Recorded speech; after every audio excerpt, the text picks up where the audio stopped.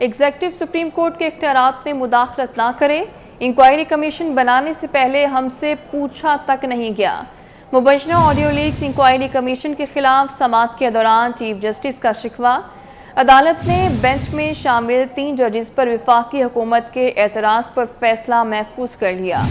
دوران سماعت chief justice نے ریمارکس دیے، چیف جسٹس پر الزامات لگا کر بینچ سے الگ ہونے کا نہیں کہا جا سکتا ہے۔ بات کریں گے امانت گجکوری ہمارے ساتھ موجود ہیں۔ امانت بتائیے گا۔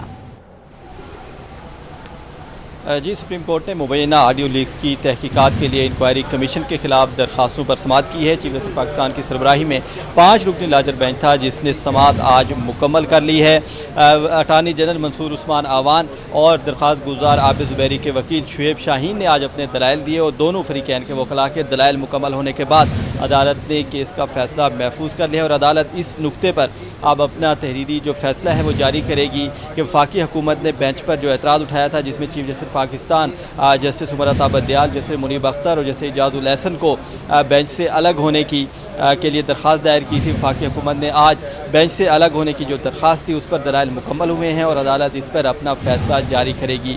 کیس کی سماعت کا آغاز ہوا تو اٹارنی جنرل نے اپنے دلائل کا آغاز کیا اور اٹارنی جنرل نے سپریم کورٹ کے فیصلوں کے حوالے دیے جس میں یہ بتایا گیا کہ اگر ججز کا مفاد یا ذاتی دلچسپی کسی کیس میں سامنے آ جائے تو وہ اس کیس میں نہیں بیٹھ سکتے اور ججز کو الگ ہو جانا چاہیے۔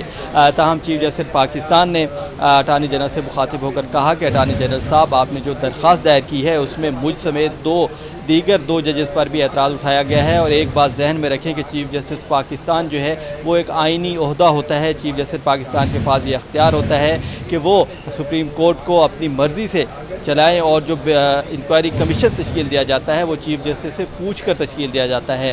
چیف جسٹس پاکستان نے ریمارکس میں کہا کہ وفاقی حکومت نے چیف جسٹس سے مشورہ تک نہیں کیا اور انکوائری کمیشن بنا دیا گیا اور اب ججز پر الزامات لگائے جا رہے ہیں۔ چیف جسٹس پاکستان کا کہنا تھا کہ ایگزیکٹو جو ہے اس کو سپریم کورٹ کے اختیارات میں مداخلت نہیں کرنی چاہیے، حکومت جو ہے وہ مشورہ کر لیتی جس کے بعد انکوائری کمیشن جو ہے وہ تشکیل دیا جاتا۔ تاہم چیف جسٹس سے مشورے کے بغیر انکوائری کمیشن کس طرح تشکیل دیا گیا، جبکہ جسٹس منیب اختر نے مبینہ آڈیو لیک سے متعلق سوالات کیے اور اٹارنی جنرل سے یہ پوچھا کہ کیا جب مبینہ آڈیو لیک سامنے آئیں اور ہیکر جو انڈی بیل کے نام سے جو ٹویٹر اکاؤنٹ چلاتا ہے کیا اس کی تصدیق کی گئی کہ کیا ویڈیو جو ہیں وہ سچی ہیں، وہ حقیقت پر مبنی ہے یا پھر فیک آڈیوز ہیں۔ جیسے منیب اختر کا کہنا تھا کہ بغیر تصدیق کیے کیا حکومتی جو وزراء ہیں ان کو پریس کانفرنس کرنی چاہیے تھی۔ جیسے منیب اختر کا کہنا تھا کہ وفاقی وزیر داخلہ رانا ثناءاللہ نے بیٹھ کر مبینہ آڈیو لیکس پر پریس کانفرنس کی تھی اور مبینہ جو آڈیوز تھیں وہ بھی چلائی گئی تھی۔ کیا یہ بات درست ہے؟ کیا اس طرح کی بات کرنے پر کسی وزیر یا جو حکومتی عہدیدار ہیں ان کو استعفیٰ نہیں دینا چاہیے؟ جس پر اٹارنی جنرل کا کہنا تھا کہ اگر کسی وزیر نے پریس کانفرنس کی ہے تو وہ انفرادی طور پر ہوگی، اگر کابینہ کا کوئی اس طرح کا فیصلہ ہوتا تو میں ضرور اس کا دفاع کرتا۔ میں کسی انفرادی وزیر کے موقف کا دفاع نہیں کر رہا بلکہ میں حکومت اور جو کابینہ کے فیصلے ہیں ان کا دفاع کر رہا ہوں۔ جس پہ جسٹس منیب اختر کا کہنا تھا کہ وفاقی وزیر جو ہے ایک بڑا عہدہ ہوتا ہے، اگر وفاقی وزیر بات کر رہا ہے تو کیا وہ کابینہ کی مرضی کے بغیر کر رہا ہے، اور اس کا مطلب یہ ہے کہ پھر وزیر اعظم کو یہ بتانا چاہیے تھا کہ وزیر جو ہے وہ اپنی مرضی سے باتیں کر رہے ہیں جس سے حکومت کا کوئی لینا دینا نہیں ہے۔ چیف جسٹس پاکستان نے مبینہ آڈیو لیک سے متعلق کہا کہ کیا حکومت نے اب تک یہ پتہ چلایا ہے کہ جو ہیکر کا انڈی بیل نامی ٹویٹر اکاؤنٹ چل رہا ہے وہ پاکستان سے آپریٹ کر رہا ہے یا پھر بیرون ملک سے آپریٹ کیا جا رہا ہے، اور یہ جو ریکارڈنگز ہیں یہ کون کر رہا ہے؟ جس پر اٹارنی جنرل کا کہنا تھا کہ اسی مقصد کے لیے حکومت نے انکوائری کمیشن تشکیل دیا تھا جس پر سپریم کورٹ نے حکم امتناع جاری کر رکھا ہے اور حکومت یہی چاہتی تھی کہ اس بات کی تحقیقات کی جائیں کہ ریکارڈنگ جو ہیں کہاں سے ہو رہی ہیں اور کون کر رہا ہے اور جو مبینہ آڈیو لیکس ہیں کیا وہ درست ہیں یا نہیں۔ تو آج اٹارنی جنرل اور جو شعیب شاہین درخواست گزار عابد زبیری کے وکیل تھے انہوں نے بھی دلائل دی اور شعیب شاہین کا یہ کہنا تھا کہ عدلیہ کی آزادی کا سوال ہے اس کیس میں اور حکومت جو ہے وہ مسلسل عدلیہ کی آزادی کے خلاف جو ہے وہ تقاریر بھی کی جا رہی ہیں اور مظاہرے بھی کیے گئے۔ تو عدالت نے دونوں فریقین کے وکلاء کے دلائل سنے، دلائل مکمل ہونے کے بعد اب اس نقطے پر فیصلہ محفوظ ہو گیا ہے کہ بینچ پر جو اعتراض کی درخواست محفوظ کر لیا گیا ہے جو کہ کچھ دیر میں سنا دیا جائے گا۔ امانت، بہت شکریہ آپ کا۔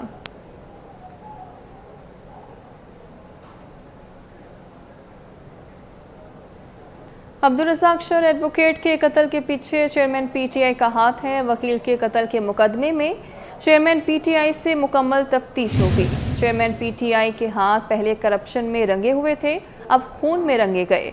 वज़ीर-ए-आज़म के मुआविन ख़ुसूसी अता तारड़ का कहना है कोयटा में वकील की टारगेट किलिंग इंसाफ का कत्ल है। वकील के टारगेट किलिंग में चेयरमैन पीटीआई मुलव्वस है। चेयरमैन पीटीआई को इस कत्ल का हिसाब देना होगा। वकील की टारगेट किलिंग कोई मामूली वाक़या नहीं। ये एक वकील का सफाकाना कत्ल है, ये इंसाफ का कत्ल है कि अब वकीलों की अगर टारगेट किलिंग आपने शुरू कर दी और सिर्फ इस वजह से कर दी कि वो आपके खिलाफ संगीन गद्दारी के मुकदमे में अपना किरदार अदा कर रहे थे, ये मामूल का वाकया नहीं है। इमरान अहमद नियाजी साहब के खिलाफ जो कत्ल का मुकदमा दर्ज होगा, मुकम्मल तफ्तीश होगी। उनकी टारगेट किलिंग के जिम्मेदार इमरान अहमद नियाजी साहब हैं। एक वकील को इतने भोंडे तरीके से सफाकी से कत्ल कर देना, शहीद कर देना। लाहौर हाईकोर्ट रावलपिंडी बेंच का शाह महमूद कुरैशी की नसलबंदी खत्म करने का हुक्म। अदालत ने रिमार्क्स दिए, माजी में जो कुछ हो चुका उसको छोड़ दें, मुस्तकबिल में ऐसा ना हो। उधर वफाकी और पंजाब हुकूमत ने शाह महमूद कुरैशी के मुकदमात से मुतालिक रिपोर्ट हाईकोर्ट में पेश कर दी है। इसी पर बात करेंगे, मलिक अशरफ हमारे साथ मौजूद हैं। अशरफ बताइएगा। जी बिल्कुल, आज लाहौर हाई कोर्ट के जस्टिस अली बाकर नशवी की अदालत में शाह महमूद कुरैशी की बेटी की जानिब से उनके वालिद के खिलाफ मुकदमात की तफसील के मुतालिक केस की समाअत हुई। अदालत में वफाकी हुकूमत और पंजाब हुकूमत के वकला ने शाह महमूद कुरैशी के मुतालिक मुकदमात की तफसील फराहम की है और पंजाब हुकूमत के वकील का ये कहना था कि शाह महमूद कुरैशी उनको 9 मुकदमात में मतलूब है, उनकी गिरफ्तारी मतलूब है।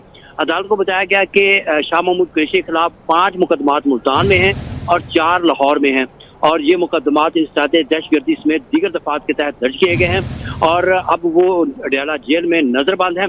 ताहम उनकी रिहाई के बाद इन मुकदमात में मतलूब हैं। अदालत ने पंजाब हुकूमत की वकील की रिपोर्ट पर इत्मीनान का इजहार करते हुए दरखास्त को गैर मौसूल करार देते हुए केस निपटा दिया है। जी ठीक है अशरफ, बहुत शुक्रिया, आप हमें अपडेट कर रहे थे। जिना हाउस हमला और जलाओ घिराव का केस, पुलिस ने 6 मुल्ज़िमान को इंसदाद दहशतगर्दी अदालत में पेश कर दिया है। मुल्ज़िमान को चेहरे ढांप कर अदालत में पेश किया गया। जिना हाउस हमला और जलाओ घिराव का केस, पुलिस ने 6 मुल्ज़िमान को इंसदाद दहशतगर्दी अदालत में पेश कर दिया है और मुल्ज़िमान को चेहरे ढांप कर अदालत में पेश किया गया है।